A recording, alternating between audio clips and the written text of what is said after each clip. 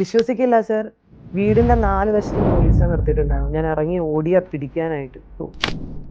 എൻ്റെ മോളുടെ പിറന്നാളാണ് മാർച്ച് 10, 2020 രാവിലെ ബ്രേക്ക്ഫാസ്റ്റ് കഴിക്കുമ്പോൾ പോലീസുകാർ വീട്ടിൽ കയറി വരികയാണ്. എന്നിട്ട് പറയാം, എനിക്കെതിരെ ചീറ്റിംഗ് കേസ് ഉണ്ട്, നിങ്ങളെ അറസ്റ്റ് ചെയ്ത് കൊണ്ടുപോകാനാണ് ഞങ്ങൾ വന്നിട്ട്. ഹസ്ബൻഡും മോളും വീട്ടിലുണ്ട്. ഹസ്ബൻഡ്, മോള്, അമ്മ, ഞാൻ. അപ്പോൾ ഞാനും ഹസ്ബൻഡാണ് പ്രതികൾ. അപ്പം ഞാൻ ചോദിച്ചാൽ എങ്ങനെ രഞ്ജിത്ത് പ്രതിയാവും ഇതിനകത്ത്? കാരണം രഞ്ജിത്ത് ഇതിനകത്തൊരു ഡോക്യുമെന്റ് പാർട്ട്ണറല്ല, ഡോക്യുമെന്റിലില്ല, രഞ്ജിത്തിന്റെ ചെക്കില്ല, പിന്നെ രഞ്ജിത്ത് അങ്ങനെ പ്രതിയാവും. ഇവരുടെ കയ്യിൽ അറസ്റ്റ് വാറണ്ട് ഉണ്ടോ? അറസ്റ്റ് വാറണ്ട് ഉണ്ടായിരുന്നില്ല, ഞങ്ങൾക്ക് നോട്ടീസ് ഇഷ്യൂ ചെയ്തിട്ടില്ല, ഒന്നും ഉണ്ടായിരുന്നില്ല.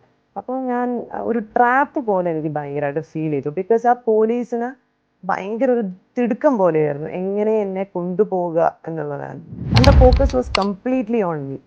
രഞ്ജിത്ത് അതിൻ്റെ ഒപ്പം ഈ കുട്ടിൻ്റെ കൂടെ പീര പോലെ എന്ന് പറഞ്ഞ പോലെ രഞ്ജിത്ത് അതിൻ്റെ കൂടെ ഒരു സപ്പോർട്ട് സിസ്റ്റം മാത്രമായിട്ടേ ഉള്ളൂ. അയാളുടെ ഫോക്കസ് ഫുൾ എൻ്റെ മുകളിലാണ്. വിശ്വസിക്കില്ല സർ, വീടിൻ്റെ 4 വശത്തും പോലീസിനെ നിർത്തിയിട്ടുണ്ടായിരുന്നു. ഞാൻ ഇറങ്ങി ഓടിയാ പിടിക്കാനായിട്ട്.